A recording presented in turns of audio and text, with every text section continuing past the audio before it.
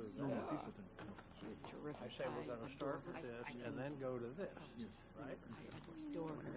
She's The rest of these things was a need camper. approval, so. I turn in to you. And Oh, she's bless so your heart. Thank you. She's amazing. Okay, good morning.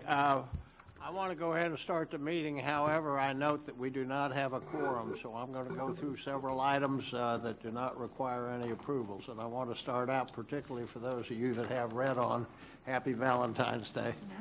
Thank you. Okay, we're going to go to item number 6, update of fiscal year 2019 internal funds audit. Mr. Chief? Thank you, Mr. Chair.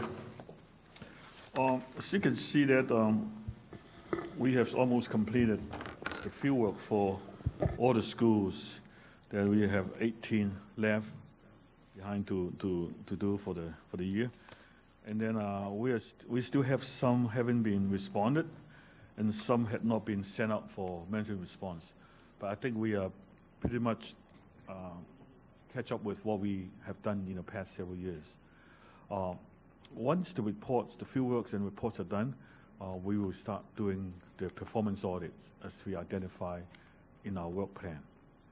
So, and also hopefully when Mr. Burke receive our district-wide management letter, and also Ms. Samuel, that we could get it back soon, turn around quickly, because that's another question. State auditors ask us when our report will be done. So I told them, for the school audit, they are pretty much on time, and now we are waiting. When anything's done, it should be ready for the audit committee. Mr. Chair. Okay. I'm going to ask if there are any public comments. Hearing none, we're going to go to item 5, input from the audit committee, RE. Huh? No, that's got to be approved, doesn't it? No, we could wait until. Okay, well, let's go to item 4 then, but Okay. we're going to have to approve it, Okay. and we can't do that. Okay, go ahead. Mr. Chairman, we have staff here to present a report. This is a special review for timekeeping records at Gulf Elementary.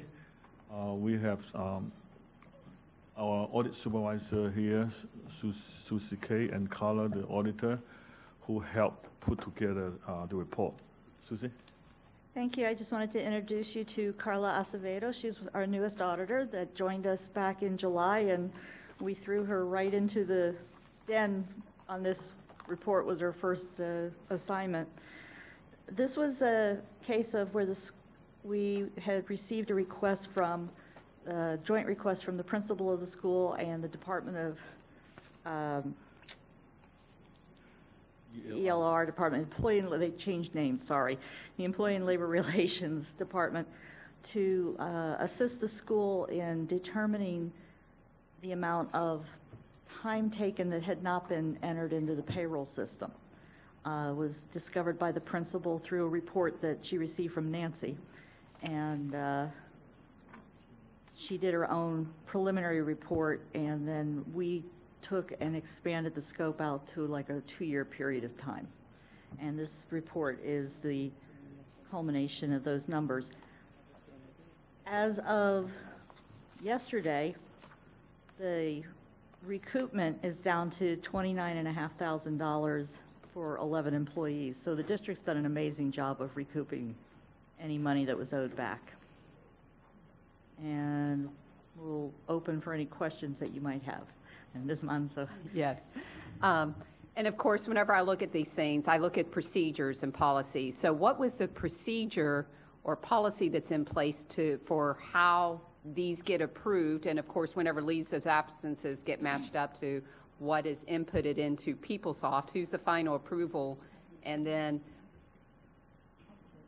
is this what's going on throughout the rest of the school system? And do we have those policies in place to prevent this from happening in the future? I'm going to pass that down to accounting that has the payroll department, because realistically, the policies are there and the procedures. There is a payroll approval that occurs. I think that the breakdown occurred at at that level. She was, the main way it came up was because the budget, she had overdone her substitutes were overused. Gotcha. So we have a training that is coming out, which we've had the training for the last couple of years, but there is a new payroll training coming out that will ensure that the principals are reminded of how to approve payroll. In theory, it shouldn't happen. We have looked, and I don't think that there is anyone else that has anything that is of significance that we've been able to locate. In other words, that substitute budgets have been, blown out of proportion, and, there's not. So if I understand you correctly, it's the principal that's responsible for signing off on on whenever the employees submit their payroll? Correct. Okay, so that was the first breakdown. Okay. Where she didn't necessarily see that leave was being, But who's supposed to check that leave to verify? The principal again? Okay. And then what is their process? And again, I'm just asking questions. I don't expect answers, but, is a process in place that when whatever an employees, whenever they submit their request for leave time, that somehow it is matched up whenever the final approval of the payroll from the principals? the principal is the only one that can really do that at this point. Do we want to bring up? Well, this may be obvious, but I'll just, so currently there's a process, there's an electronic form when an employee wants to take sick leave or annual vacation leave, that gets routed to their supervisor for approval. Each school or department has what we call payroll contact. It's really, in a school setting, it's the school secretary, the principal secretary, and they're tasked with taking that leave information and putting it into the payroll for a respective pay period. And then the principal is approving the payroll, every 2 weeks, and they can see their whole staff. They have to drill down a little bit to see, if Mike took 8 hours of sick leave this week or not. So that so we are reinforcing the training that they need to, Understand. So dig they're into kind the of payroll a little bit rhetorical more, and they questions, but there's another, you'll see in our response here, we do have what we're working towards is we have these kind of two systems, right? The electronic form and then PeopleSoft and our payroll. We're working to roll out functionality where employees would put their leave request right into PeopleSoft, and it would already be then tied to their timesheet. Correct. So there'll be less chance of a Missing it. secretary or payroll contact not walking the leave request into PeopleSoft and inputting it. It'll reduce the need to do a lot of that. There'll still be maintenance and that sounds like a good adjustments. direction to go to when you have this many employees, and I certainly can understand you can't remember everyone and who has taken time off, but yes, thank you. I think so. Okay, are there any further questions? Okay, well, we can't go for an approval, but Mr. Chairman, I think this project shows the collaboration between my office and staff. So as we being, talk about that, we are on the other side, but we are as a team that we work together with help of the principal to get the job done, because our job is to serve administrator, superintendent, and staff administrator at the school. So this is a very typical, good example of how we work with the other side to get a job done, and then we are able to recover most of the money. And don't take away from staff and the IG's office and the work that you are doing. That's wonderful. It's back to looking at why it occurred to start with, and how then we mitigate it, in the future. So, thank you. Thank you. okay. Thank you all. Chandler, who is our fourth board member, is on his way, so I'm going to take a minute and just have everyone introduce themselves, and by then, hopefully, he'll be in, and we'll start with Blair. Blair Littlejohn from the General Counsel's Office. Greg Barbieri, School Board. James Campbell, Seminole Ridge High School. Maria Lloyd, Limestone Creek. Kathy Weigel, audit member. Debbie Manzo, audit member. Elizabeth McBride, Office of the Inspector General. Dave Talley, Audit Committee. Long Chiu, Inspector General. Joyce Edison, Inspector General. Good morning, Mike Burke, CFO. Nancy Samuels, Accounting. Chantel Knowles, RSM.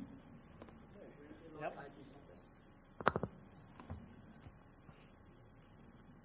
Oh, Michael Clark, Director of ERP. Mark Mitchell, Human Resources. Paula Thomas, Chief of Human Resources. Bob List, Office of Inspector General.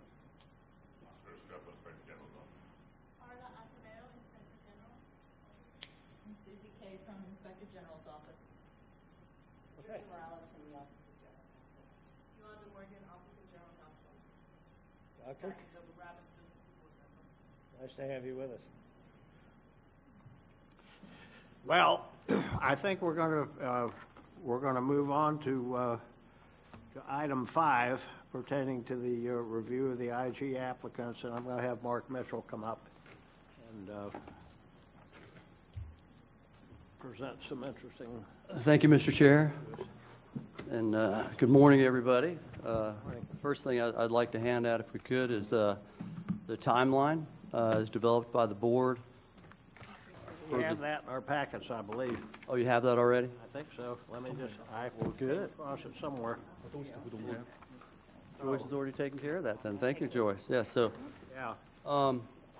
again, I want to talk about my role here as well. You know, the board and this timeline contracted with Ray and Associates, as I think all of you know, to facilitate the hiring of the next IG.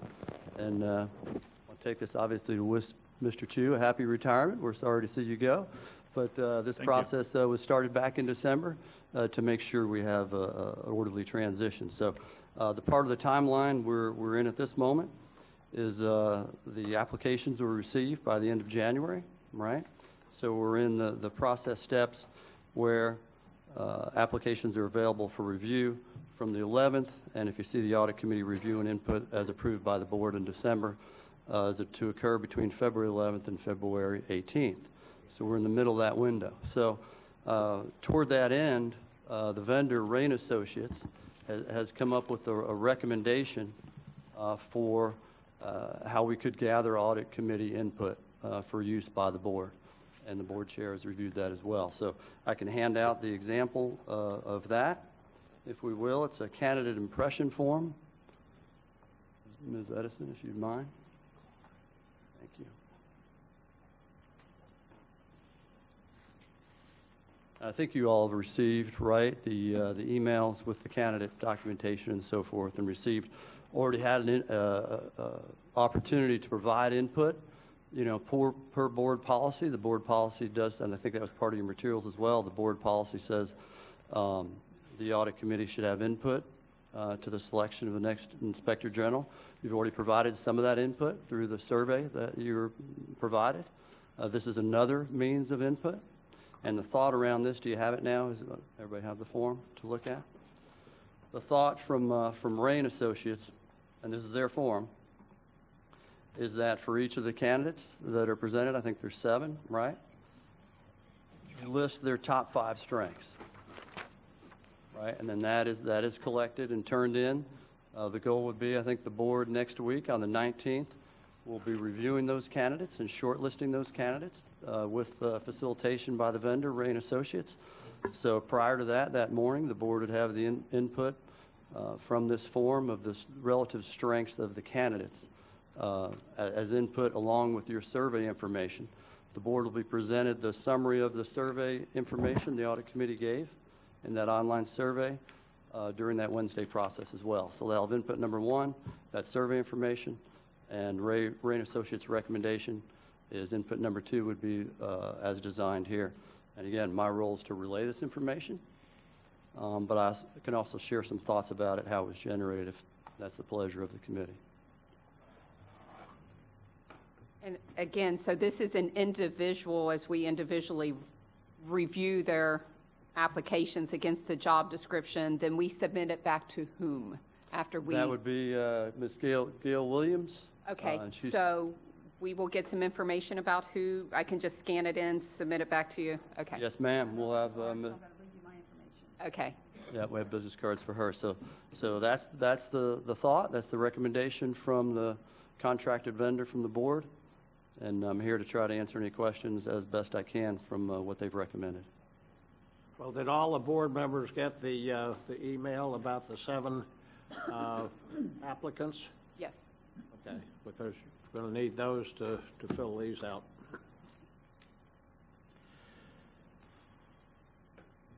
Well, I don't know, I guess due to the timeline of the board meeting on the 19th, there's not going to be time for this, but I was really hoping to have a special meeting of the audit committee to evaluate each one of these people individually, not try to rank them, but to do that, but it doesn't appear there's going to be time for that, so.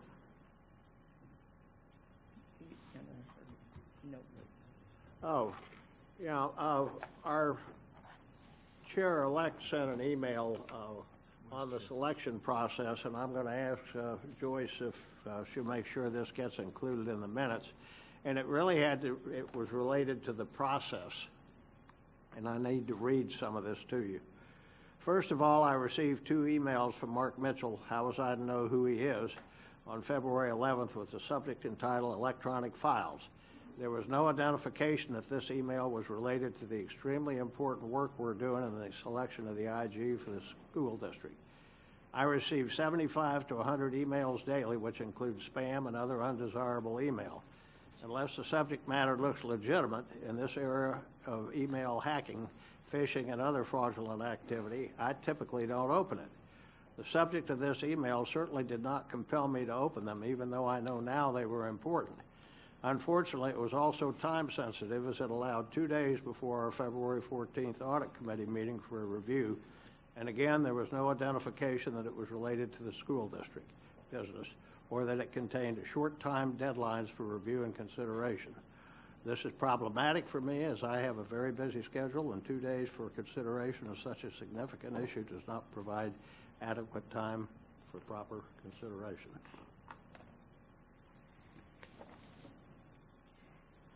Can I comment on that? Certainly. Okay. I feel like I was provided sufficient information. Joyce had emailed the committee members, told us that, gave us the YouTube of the board members, of the school board members meeting. I watched that, had a better understanding of what was expected of the audit committee. And then we had a little bit of an email issue with mine, that whenever I finally received the information to go and fill out the survey, I thought it was done well. So, Okay. and I appreciate the heads up from Joyce, because certainly once she gave us the heads up, then I knew to look for that. And once I didn't receive it, then I got back with Joyce and got our email situation straightened out. Kathy, I'm not trying to put you on the spot, did you have any comments about it? It was fine, Okay. plenty of time. Well, I just wanted to read this into the record and have this included in the minutes. She felt it was important, and so I wanted to read it. Now, I guess the next thing is, what's the deadline then for us to have these back to you? Yes, thank you, Mr. Chair. The deadline would be between first of Wednesday and 10 o'clock, because what we'll do from that, so from 7:30 to 10 o'clock, Ms. Williams will hand out her business cards, so if they could be filled out prior to then, by next Wednesday, and hopefully scanned and then emailed to Ms. Williams, or if we needed to make other arrangements to get those to you, we can certainly do that as well. Thank you, Joyce. She'll be handing out Ms. Williams' business cards as we speak. Then what will happen is we'll compile that information and get it to the board by noon. That's the plan. I'm sorry, time on the 19th, On the 19th, anytime between 7:30 and 10? by 10 a.m.? Yes, Okay. ma'am. Mr. Chair. Mr. Chair, Yes, Frank? so if I could just add to that, obviously the press is watching, so if you can be closer to 10, because I'd certainly like for all my colleagues on the board to be able to see it before it's in the Palm Beach Post or the Sun Sentinel, so if you could be as close to the latest at that 10 o'clock, that, the board members get it at noon, so if you get it there early, I'm sure that it'll be in the paper, online, before the board members. Why don't we try to make the deadline the end of business on Tuesday? I mean, you know, you're sort of splitting hairs, but what time on Wednesday? Well, the longer we give the press to file their public records request, the more likely it is they're going to have all that stuff online before the board members get to see it. So Oh, okay. that's Well, why I'm we'll leave suggesting it- that you go as late as We'll possible leave it 10 on o'clock Wednesday. We'll Wednesday. get it. 10 a.m. We can't compile on the board yet. Okay. Do I need to respond to that? I didn't hear the question. Excuse me, here, Yeah. these I'm candidates, sorry, I didn't hear the question, Mr. Chair. I think there was another Well, hey, question. Chandler, Hey, welcome. how you doing? I was wondering, the candidate impression forms, are they? Let me just can they be stop just for software a second. driven? I want to just officially call the meeting to order now that we have a quorum. Now, Chandler. Can these forms be software driven? Can they be emailed to us so we can send back instead of scanning? At Just this wondering, point, I mean, time is an essence, so I was just wondering, could that be done? we can certainly ask the vendor at this late point in time, though. I doubt whether they would do that. I can certainly ask them. Again, I don't want to represent them and certainly can't speak for them. Their recommendation was that it be done paper and turned in, and we'll certainly ask them that question. If it can, we'll make that happen. Well, you said scan, so I don't know how, sufficient scanning is for everyone. Some of us may be out of pocket, so it'd be easier if it was software driven. We can just email it back. Certainly We can just would. do a fill-in. Certainly would. Totally agree. But if we're not able to do that, we do have the hard copies. Thank you. Okay, do the board members have any questions about the timeline and what we need to do by 10 o'clock next Wednesday? Are there any questions about the procedure? I mean, this is pretty straightforward. As long, Chandler, were you able to get the email about the applications, the 7 that were submitted by Ray and I Company? was just seeking for that on my email. I didn't find it. We will I received everything else, but I didn't receive candidates. Well, someone then is going to have to provide those to him. We'll do that immediately. You'll have them by no later than 1 p.m. today. Okay. We were given the email addresses of all audit committee members, and they were sent there, but Well, I think the 3 of us are okay, right?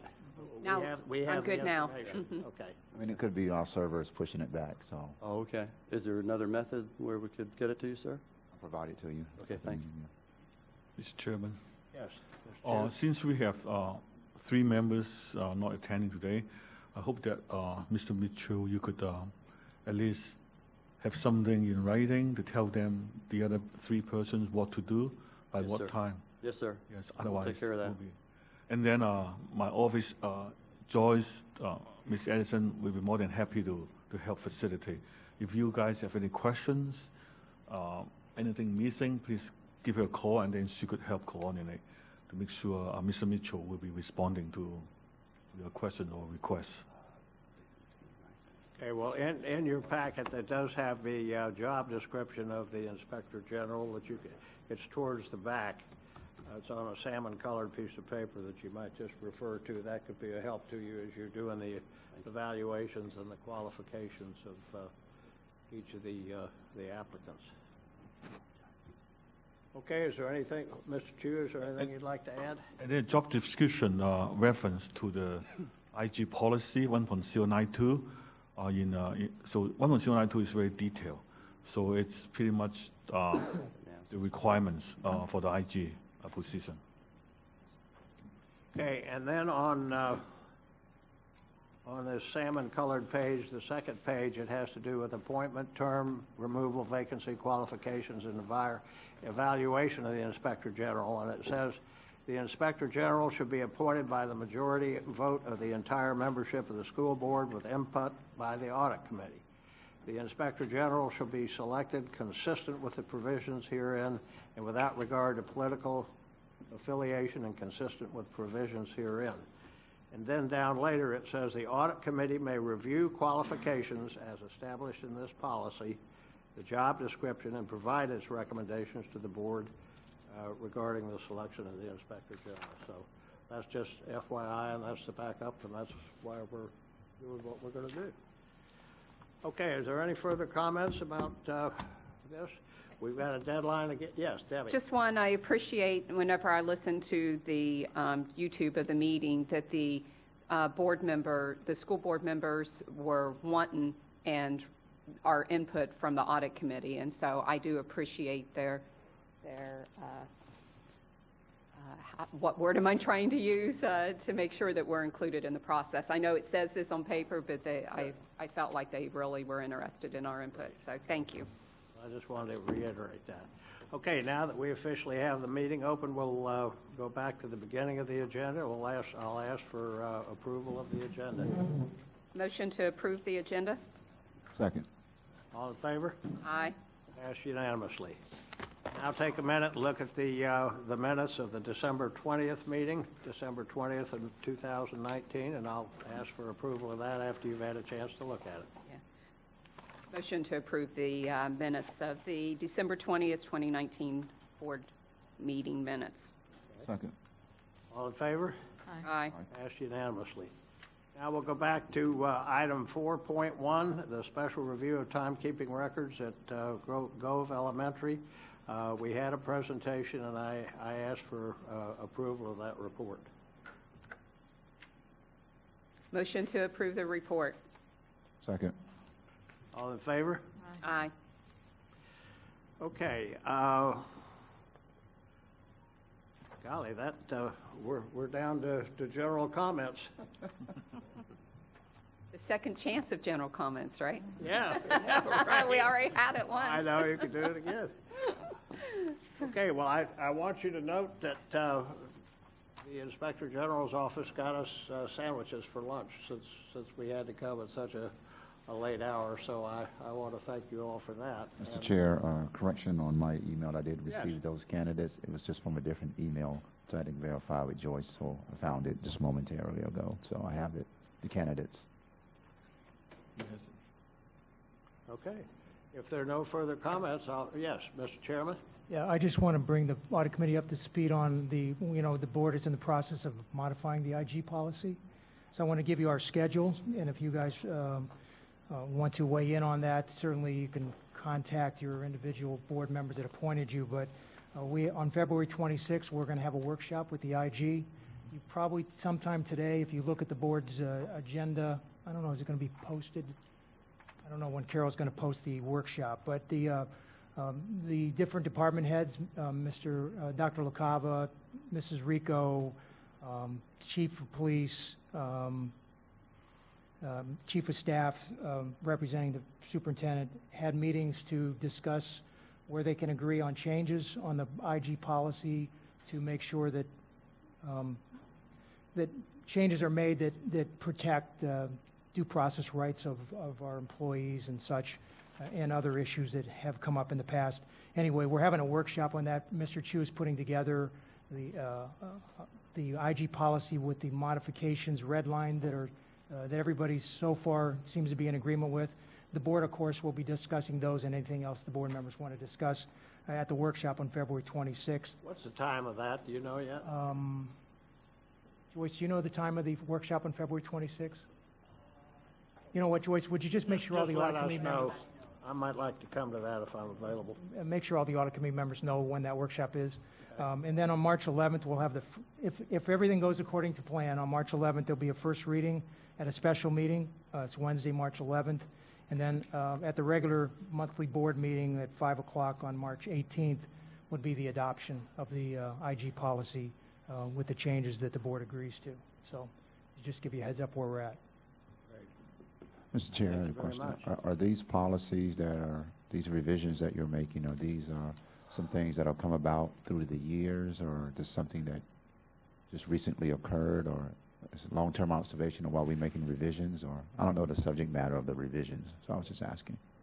There's issues that have come up over the years with the working relationship between there was really never a kind of a flow chart of where things would go from the Inspector General to which department, whether it's OPS or the police department. So my hope is that we just have some kind of roadmap. So when a complaint comes in, the Inspector General has the authority to give it to wherever it's got to go and get reports back and just a working relationship. I think that was the initial objective. and then the board members have some other, I've heard them express other issues at the meetings, what they would like to see changes, and I won't go into that because there's some board members that have some other concerns, but those should come up at the workshop. And of course, you're all welcome to be there, and you'll be given the opportunity to speak if you'd like to speak to us at the workshop. Thank you.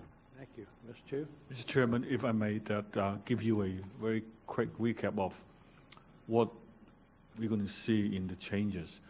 The first one is that we want to make sure that all the cases that we receive, either from phone call, hotline, or stopping by, the cases, if they don't belong to the IG, like academic, personnel, EOC, even for charter school, if they have nothing to do with like financial part of it, we send them out to the related departments. Now that it has occurred that some of them may be lost during the process. So the policy will state it very clear that IG will be responsible for following up to make sure all cases, I call it non-IG cases, refer to different units, will be taken care properly, in a timely manner. So that's the first part of the accountability issue, because it happened before that some cases refer to departments would take forever. We never hear from them. So for this part, we'll make sure that they are being related to us through the weekly meeting. So my staff had a regular meeting with personnel, with police, to go through the ongoing cases that have been referred to them, or we have something in our hand that we're working that might have implication on personnel that personnel had to work on or police has to work on. So that is like we try to codify into the policy that there is a formal meeting, regular meeting. Now we're doing it every week. So that part refers to all the cases refer to other departments. But for the cases that belong to us, we will still be working on them. So we have to rely on our judgment. Some of them should be kept confidential. So we'll keep them until we finish our either audit or investigation. Then if the results have personnel implication or any criminal implication, then we will be sending the reports to personnel and police for their additional due diligence. And then at that time, we won't release the report until we hear from them regarding how they resolve the cases. Otherwise, the report will be made public before personnel could take action. And then the other consideration we have put in is that sometimes our report could compromise personnel investigation. So we better, we have been working with personnel very closely that if they have some ongoing investigation, we just have to wait until they finish. Now, the major changes in the policy will be removing the wording that when we finish investigation, we should release the report in a timely manner. That language in the policy actually did not take into consideration of the additional requirement for personnel or police follow-up. So right now we just clear it that we will give it to them, so they will have a agree upon deadline, not forever that they don't come back. So there is I leave it blank. Maybe the board could give us some input. How long should we let personnel to hold on with the case for their own investigation before we can release it? So this is, I think, a policy decision. So the policy itself, the revised policy itself, will clear up all these things. We have already implemented part of it. Right now, I think we have 4 cases refer to personnel. I know that they are in the process of doing their own personal investigation, so we wait until they finish it. And then we have been working with Vicky very closely, and then she has been very responsive so far we haven't seen any problem, and we just need to codify it in the policy. Just to make sure the new person coming in, that we have a smoother process. So these are the major changes. Right. Okay, our next audit committee meeting is, Yeah, I'm sorry, just a follow-up, just so I want to make sure you understand one of the issues we've had and that I hope the board will fix, and Mr. Chu alluded to it, the current policy provides as soon as he's done, it's got to be released to the audit committee, and then it goes to the board, so it gets in the newspaper before the superintendent staff has an opportunity to give it to the chief or to Dr. Gonzalo LaCava's office, so somebody's name gets in the paper as if they did something horrible, and there's not been any investigation by employee relations to determine whether or not it was an honest mistake, or, so what we're trying to do is just, what I would like to see happen is that Mr. Chu, that piece in the policy is taken out, so that Mr. Chu can leave his investigation open until the superintendent's staff has an opportunity to weigh in on it, and then it becomes final, and then it's released, because as soon as it's released to the board, it gets in the paper, and so because the board wouldn't get any of this until Mr. Chu's done and the superintendent's staff is done, and it gets back to Mr. Chu as a final report. That's when it would get released. That's when it would get publicized, so that we protect people that are really innocent and making innocent mistakes, and instead of making it look like a criminal investigation, which the papers have a way of doing so. Chairman, and also if I may, our finding will stand the same as the personnel. So these are separate, unless we see the need to work together. It's just like the case we just presented. We work together with personnel and the school. Sometimes it's beneficial to all parties to work together. Sometimes because we have different approach, we have different requirements. It's like when we refer a case to police, they work on it separately. So I mean, we are very sensitive to all this requirement for confidentiality and the timeliness. I'm sorry, can I back up a minute on the candidate process? I have not got a chance to look at all the applicants, open up those documents. Were there any internal candidates? I haven't seen it, but I heard there is one. From your office or from this? Okay. Okay, thank you. Okay. I haven't seen it. I didn't receive any email from them. Just say yes, there is. You don't know. Okay. Is there an internal? Okay, This one. It's in the email. from the IG's office, internal. It's in the Okay. email.